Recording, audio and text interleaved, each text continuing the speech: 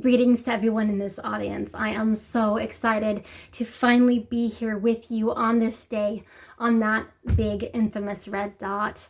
This has truly been a dream of mine since the birth of my advocacy, when I knew that I was going to be a mental health advocate in the summer of 2021. The theme of my talk that I would like to share with you is debunking the illusion of accountability when it comes to people predominantly who suffer from addiction and substance abuse disorder, along with mental health. I have a very profound and passionate message, and I would like to start by inviting you to cater to my sentiments, because I have a list of names. These lists of names is what I referred to on my very first communications class in college, when I was terrified to speak in front of my peers via a Zoom screen. James, Adam, Eric, Ethan, Dylan. There are so many more of these names. If you have a child with one of those names, hold it close to your heart. Cater to your own sentimentality while I stick to my logic. I want you to think of your own child's name in turn. Accountability in our society is an illusion on so many different levels, because I have been sober and free for nearly 4 years after 17 years of addiction, and I have learned some crucial and valid lessons. Accountability is a double-edged sword, as many issues are in our day.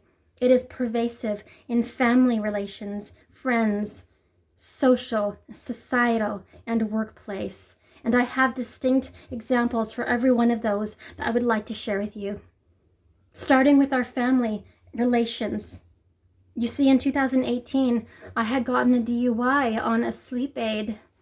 Having been an addict for years and caused my family great amount of grief, they threw their hands up in the air and made a drastic decision.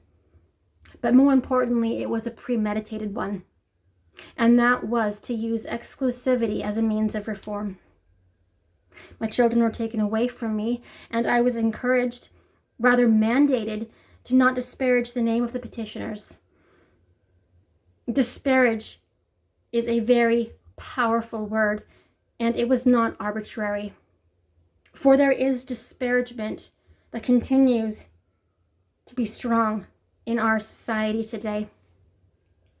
Personally, with my family, it is complicated.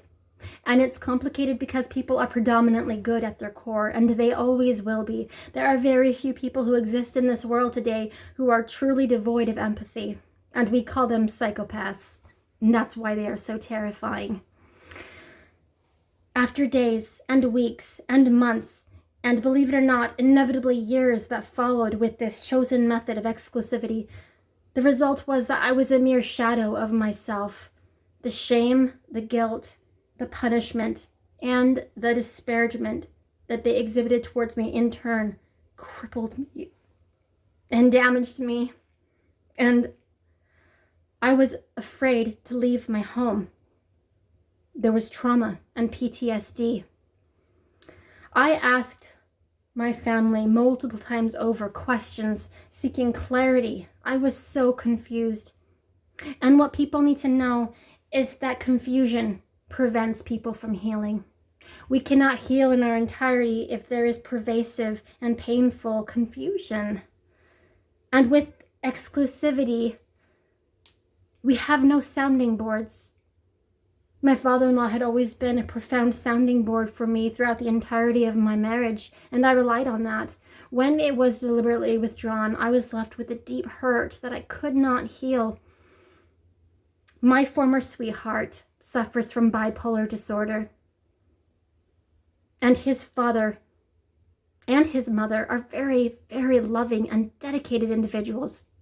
During a bout of mania that he had suffered in 2013, he spent 2 weeks in a psychiatric facility, and his father was the primary caregiver during that time. As his wife, I was scared and confused, and I didn't know what to do. It was unsettling for our children, and so his father was his protector. He shielded us from his unruly and scary behavior, and when he was admitted, his father went to drive an hour and a half away to see him every day.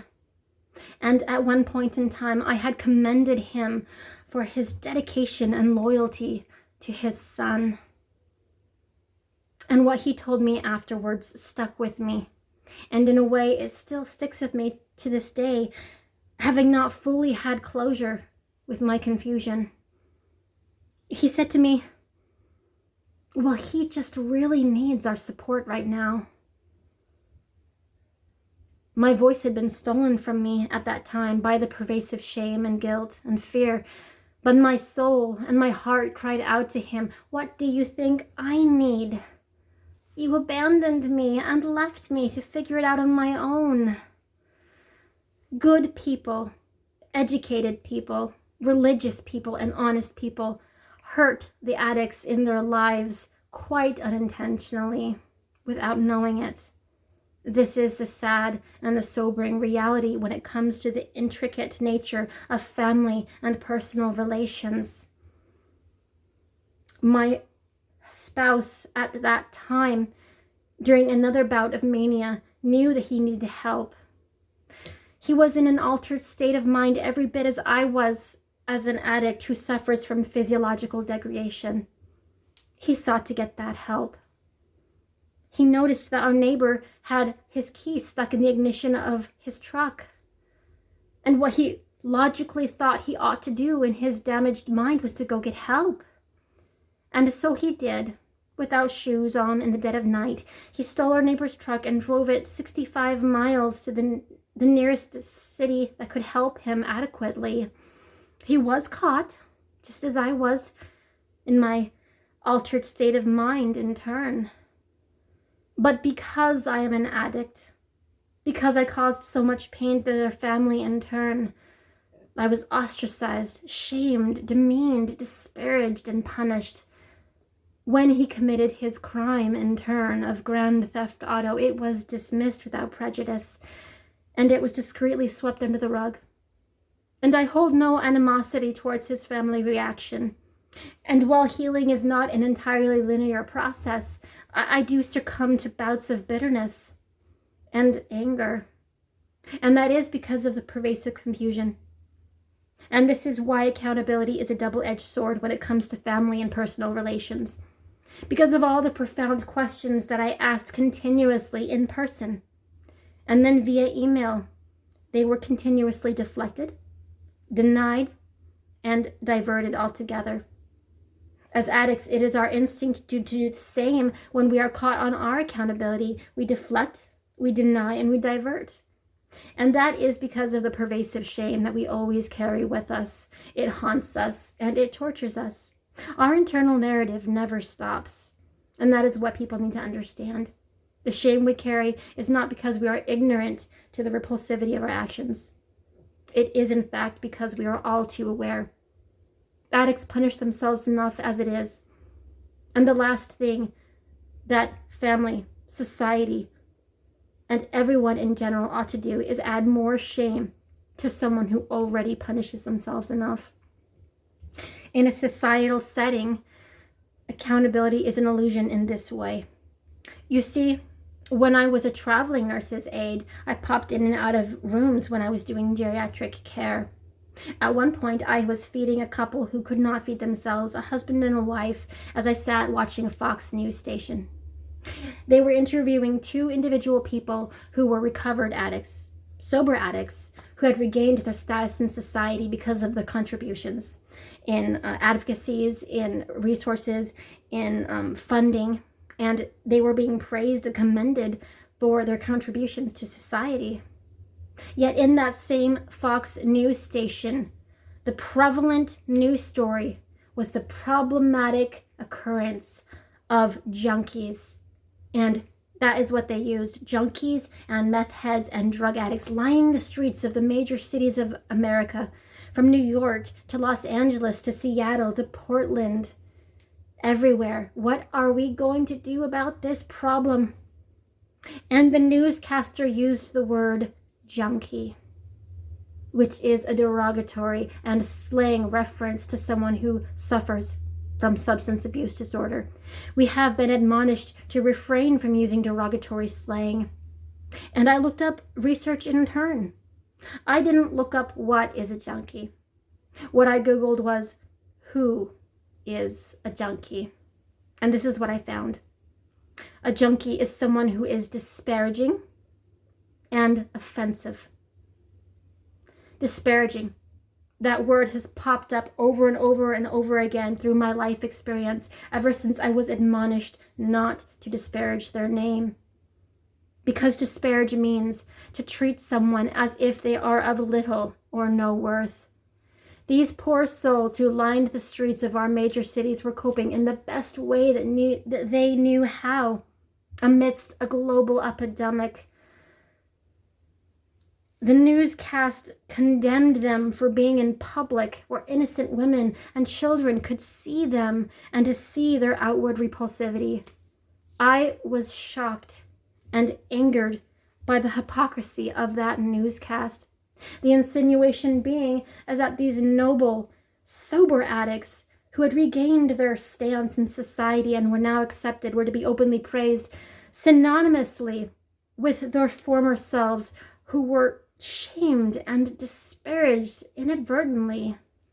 That is the tragedy in our society, and that is accountability as an illusion.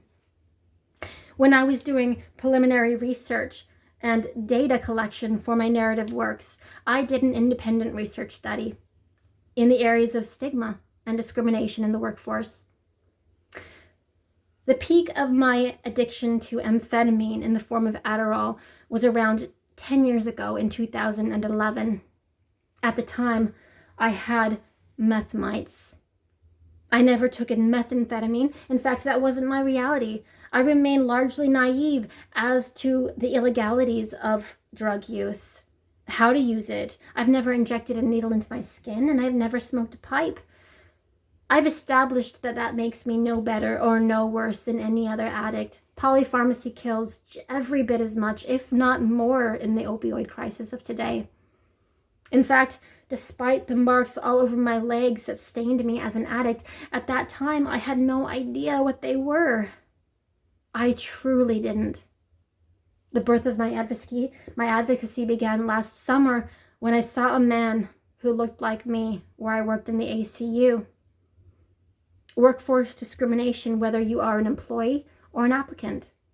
We had done shift report that morning. We printed the list of names and we saw a familiar name. And I said, "What is he doing back here? He was just here last week." And my coworker said, "I know, he looks like poo. He looks like shit." And despite whether we meant that in a truly intrinsic derogatory sense is irrelevant, nurses and aides disparage and shame patients behind their backs at the nurses' station all the time. I have seen it, I have witnessed it, and I have felt it. Because when I went to see the man later on that day, he was covered in meth mites. He was frail and sick and weak. He had a suprapubic catheter and an IV pole. I wrote a profound poem that I do not have time to share with you today. It is on my blog, and I encourage you to look it up. But in that moment, when I saw the man who looked like me, the man who bore the same scars as I did, hidden discreetly under my scrub pants, in that moment I knew I was going to be an advocate. My research began shortly afterwards. Having 3 jobs already, I needed not a job, but I was researching workforce discrimination. I went and applied to several facilities who were advertising desperately for nurses' aides, such as I am, and I have been for the past 7 years. They were offering $5,000 sign-on bonuses and alluring incentives. I knew I was highly qualified, having experience in mental health as a certified nurse's aide in behavioral tech, in geriatric care, and in acute care. As a matter of fact, the first place that I went to for an interview The interviewer was a friend with someone I had went to school with. And when I went to nursing school the first time, she had gotten into nursing school and I had not, because I lacked work experience at that time. And I got my credentials shortly afterwards. I was toured around the ACU unit and we were tentatively talking about starting salary. I had shown her my legs in full transparency. I told her I was a mental health advocate and that I was writing a book series. Now, I knew that she would know that they were meth mites and what she would think. It was a deliberate choice on my part. In hindsight, I did not clarify that I was in fact a sober addict. I had showed her the scars, hoping that she would read my intent as having empathy towards people who suffer, which I do. But I was not offered the job, and I was not surprised. They hired more positions and they advertised more positions, and I applied repeatedly. In fact, I tried to call the HR department and courteously and professionally wrote them an email explaining the problematic nature of their prejudice. I did the same with 2 separate facilities. One other facility, ironically enough, was managed, and the director was a cousin of my former spouse. We had family relations and workforce relations, and I tried to be hired at that facility no more than 5 times, and I was turned down each time. He knew my background.